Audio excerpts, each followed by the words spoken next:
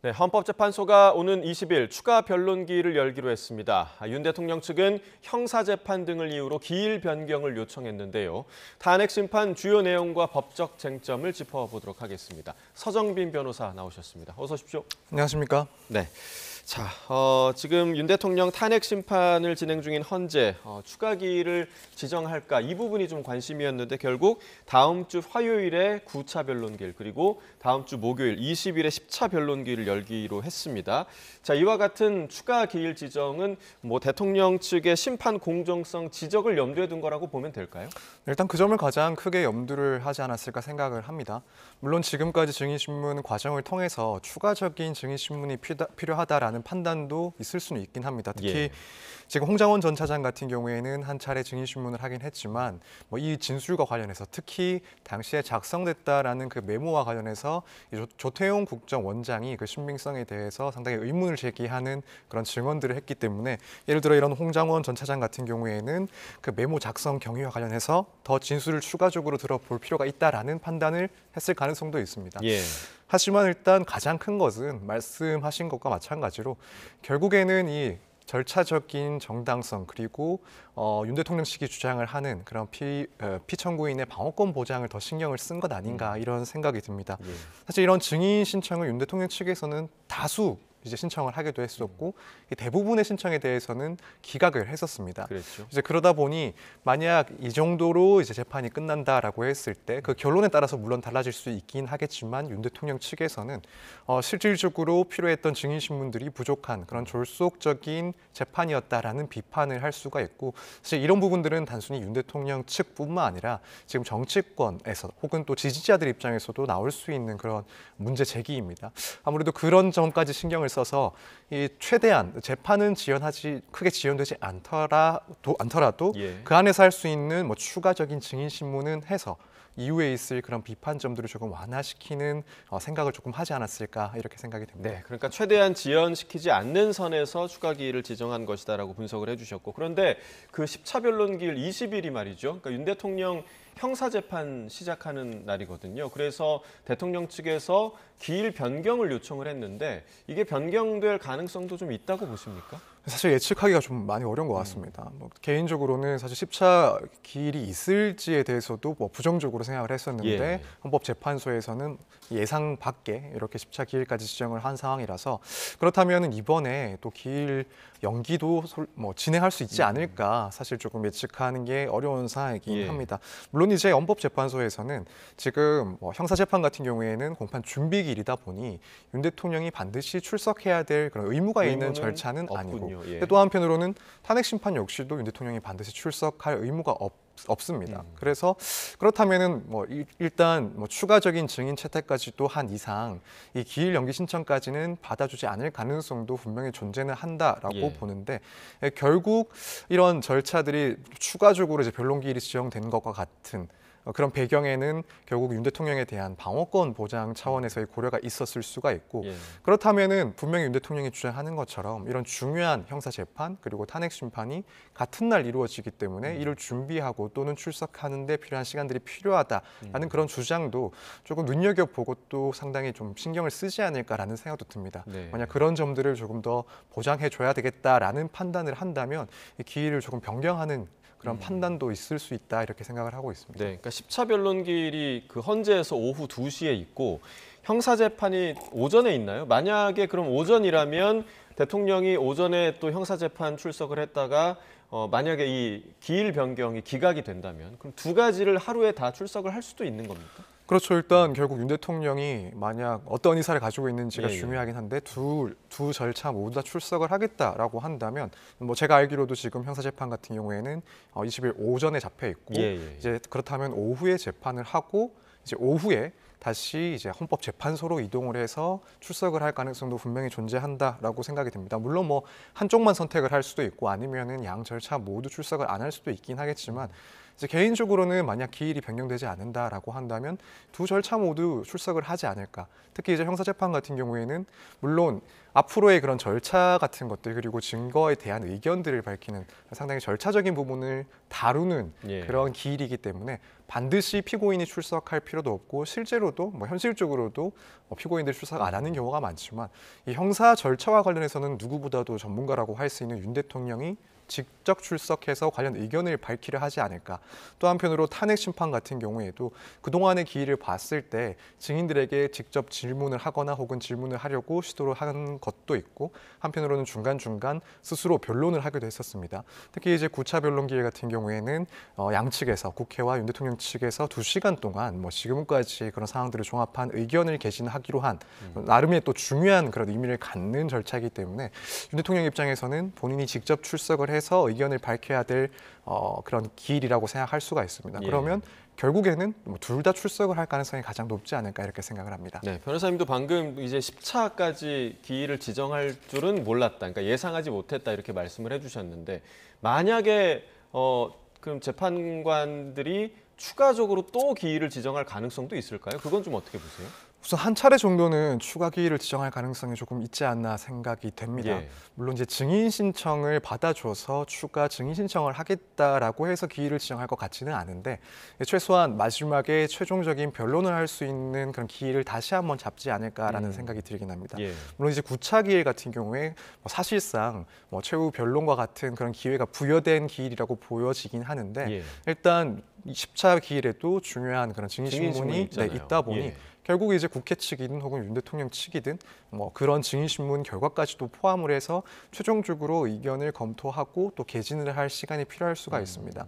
그런 점에서는 이제 헌법재판소에서 추가로 이제 기일을 한 번 정도 더 지정을 해서 네. 최종적인 진술을 할 수 있는 그런 날짜를 잡지 않을까 그런 가능성은 있다라고 생각이 됩니다. 그러면 그 10차에 지금 예정돼 있는 증인 신문 뒤에 같은 날에 최후 변론을 같이 또 할 수도 있는 건가요? 그럴 수도 있을 것 같습니다. 사실 반드시 최후 진술을 할 수 있는 기회를 따로 잡아야 되는 것은 아니기 때문에 예. 또 한편으로는 9차 기일에 사실상 최종적인 그런 의견이 어느 정도 드러나는 시점이라고 보여지기 때문에 헌법재판소 입장에서는 기일을 더 이상 잡지 않고 10차 기일에 증인신문이 끝난 이후에 양측의 의견을 다시 한번 간략하게라도 진술할 수 있는 기회를 부여하고 심판 자체를 이제 종결할 수도 있습니다. 네, 그 10차 변론 기일에 지금 채택된 증인들이 한덕수 총리, 홍장원 전 국정원 1차장 그리고 조지호 경찰청장이었습니다. 그런데 재판부에서 사실 한덕수 총리와 관련해서는 이전에 그 대통령 측에서 증인 신청을 했을 때도 필요성이 좀 떨어진다라는 이유로 기각을 한 바 있는데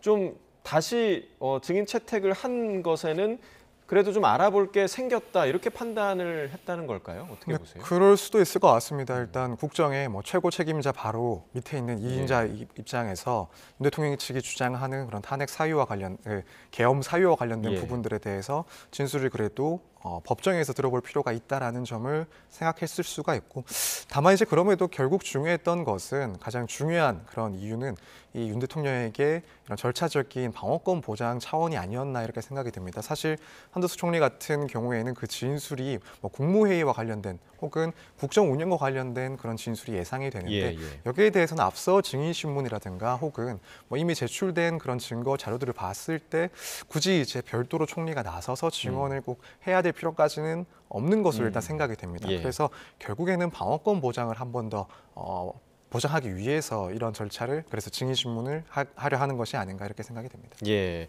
자, 지난 그 4일 변론, 그러니까 8차 변론기일에 아니죠. 4일 변론에 홍장원 전 차장이 증인으로 출석을 하기도 했었는데 홍장원 전 차장의 그 메모와 관련된 진술 그리고 지난번 그 조태용 국정원장의 증인 신문에 출석을 했을 때의 이 메모와 관련된 진술이 좀 엇갈리는 부분들이 있었고 이 둘 사이에 굉장히 엇갈리는 부분이 있기 때문에 홍장원 전 1차장을 다시 증인으로 채택을 했다 이렇게 볼 수 있겠죠? 네, 그렇게 생각하면 될 것 같습니다. 실제로도 이제 증인신문이 진행될 때 이런 메모의 작성 경위에 대해서 상당 부분 대통령 측에서 조금 확인을 하려 하지 않을까 예상을 할 수가 있을 것 같고 지금 말씀하신 것처럼 이제 홍장원 차장의 진술, 그 법정 증언은 사실 또 메모를 통해서 상당히 뒷받침되는 부분들이 있습니다. 그래서 당시에 작성된 메모가 사실이라고 한다면 이제 관련된 그런 홍장원 전 차장의 진술 역시도 상당히 신뢰를 할 수가 있는 부분인데 예. 지금 지난번 기일에서 이제 조태용 국정원장이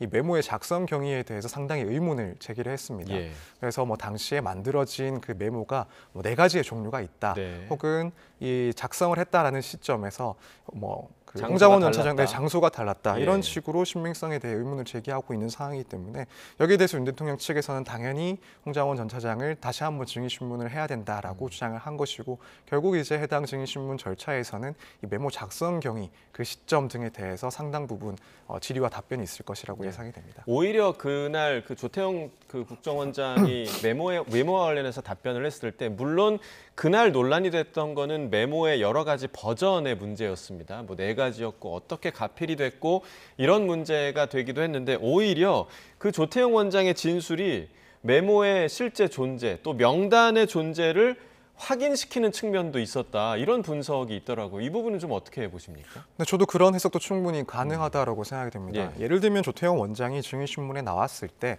해당 메모가 실제로 뭐 계엄 선포 당시가 아니라 한참 뒤에 작성된 것이다. 그리고 그 내용에 대해서는 뭐 확인된 바가 없다라는 식으로 주장을 했다라고 한다면 사실 더 신빙성을 떨어뜨릴 수 있는 그런 증언이 됐을 텐데 중요한 것은 뭐 이 작성의 경위와 관련해서 4차례 작성이 됐었다라는 말은 결국에는 최초에 당시에 생성된 문서에 대해서는 존재한다라는 취지의 의미가 포함돼 있고 예. 또 한편으로는 명단에 대해서도 뭐 14명 정도가 있었던 것으로 기억한다라고 하면서 일부 실제 사실을 그 존재 자체에 대해서는 조금 인정한 듯한 그런 취지의 증언을 했습니다. 그렇기 때문에 이런 증언 내용들을 보면은 어쨌든 이 메모가 이 당시에 생성되었다라는 점을 전제하고 있기 때문에 예. 아까 말씀하신 이 존재에 대한 그런 진술로 볼 수도 있는 그런 여지가 분명히 있다라고 생각이 됩니다. 네. 자, 앞서 그 8차 변론기일에는 그 비상계엄 선포 전에 있었던 그 삼청동 안가회동과 관련해서 김봉식 전 서울경찰청장이 출석해서 좀 증언한 부분이 있었는데 이런 발언이 그러니까 문건 얘기를 좀 했습니다. 2200이 적혀 있는 문건을 본 적은 있다. 뭐 이런 종이를 받았다. 이런 진술이 나왔는데 자, 이 진술이 갖는 의미를 저희가 좀 어떻게 좀 해석을 해볼 수 있을까요? 사실 지금 이 진술만으로는 당시에 뭐 국회에 대한 그런 통제 혹은 봉쇄들을 지시한 것인지 예. 혹은 질서 유지를 위해서 사전에 그런 지시를 한 것인지에 대해서는 확인이 되지 않습니다. 결국에는 그때 당시에 이제 윤 대통령은 계엄 선포에 대해서 이미 생각을 하고 있었다. 네. 그래서 관련된 조치를 경찰청장 등에게 이제 지시를 한 것이다. 예. 이 정도지 구체적인 내용은 사실 판단은 되어 있지 않기 때문에 이 부분이 지금 형사 재판에서 크게 중요한 부분이라고 생각하기는 조금 어렵습니다. 다만 예. 이제 이 김용현 전 장관으로부터 받았다는 이 문서에 대해서 일부에 대해서는 이렇게 진술을 하고 또 예. 나머지에 대해서는 대부분 기억이 나지 않는다라고 진술을 하고 있습니다. 그렇다면 이제 김봉식 전 그 서울경찰청장의 전체적인 진술에 대해서 과연 이제 신빙성을 어느 정도 인정을 할 수 있을지 일부 불리한 것 같은 그런 진술에 대해서는 혹은 진술을 하지 않은 것인지 이런 내용들이 조금 판단할 수 있는 부분들이라서 결국 이제 신빙성을 얼마나 인정할지와 조금 연결되어 있지 않나 이렇게 생각이 됩니다. 예.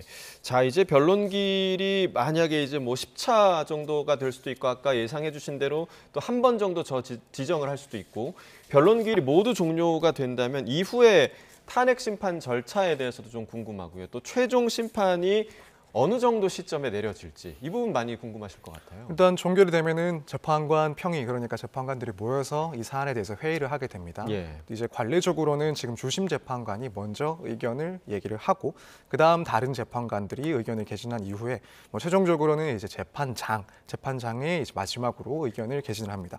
그렇게 해서 결국 표결을 통해서 어떠한 결론을 내릴지를 정하게 되고 이제 만약에 뭐 인용을 할 그런 판단이 나왔다, 표결이 나왔다라고 한다면 이제 주심 재판관이 이 결정문에 대해서 초안을 작성을 하고 여기에 뭐 반대되는 의견들이 있다라고 한다면 그런 부분들까지도 포함이 돼서 작성이 된 후에 최종적으로 결정문이 확정이 됩니다. 그리고 선고기일에 이 결정문을 바탕으로 선고를 하게 됩니다.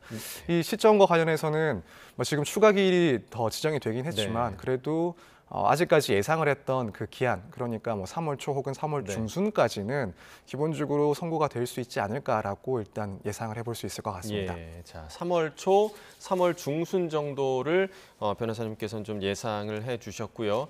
자 지금 저희가 이제 계속해서 보도를 보내드린 대로 광주광역시에서 금남로에서 지금 탄핵을 찬성하고 또 반대하는 집회가 동시에 열리고 있는 그런 상황입니다. 지금 화면 왼쪽에 보고 계시는 장면이 탄핵 반대. 그러니까 보수 성향 개신교 단체죠. 세이브 코리아가 오후 2시부터 현재 개최하고 있는 금남로 4가역 일대에서 지금 개최되고 있는 탄핵 반대 집회를 왼쪽 화면에 보고 계시고요. 오른쪽은 5.18 민주광장입니다. 그 반대죠. 탄핵 찬성 집회, 광주 시민단체들이 주도하고 있는 탄핵 찬성 집회 모습을 함께 보고 계십니다. 광주 지역에 170여 개의 시민사회단체로 구성된 윤석열 정권 즉각 퇴진, 사회대개혁 광주 비상행동이 조금 전 4시부터, 오후 4시부터 전남도청, 옛 전남도청 앞인 5.18 민주광장과 그리고 금남로 1가 일대에서 집회를 현재 진행을 하고 있는 상황입니다. 두 집회가 열리고 있는 이 장소 간의 거리가 불과 한 200m 정도밖에 되지 않기 때문에 경찰도 혹시 모를 그런 충돌 발생을 위해서 굉장히 좀 긴장을 하고 여러 조치를 취한 모습인데요. 20여 개 중대, 1,400여 명의 경력이 투입이 돼서 지금 현장을 좀 통제하고 있다라는 소식이 계속해서 들리고 있습니다. 뭐 적정 지점을 좀 분할해서 지금 집회 지지자들 또 집회 반대자들 관리하고 있고요. 차벽등을 설치해서 혹시 모를 물리적 충돌을 방지하기 위해서 현재 노력을 기울이고 있다. 이런 소식이 들어오고 있습니다. 두 집회와 관련해서 새로운 소식 들어오는 대로 저희가 계속해서 전해드리도록 하겠습니다.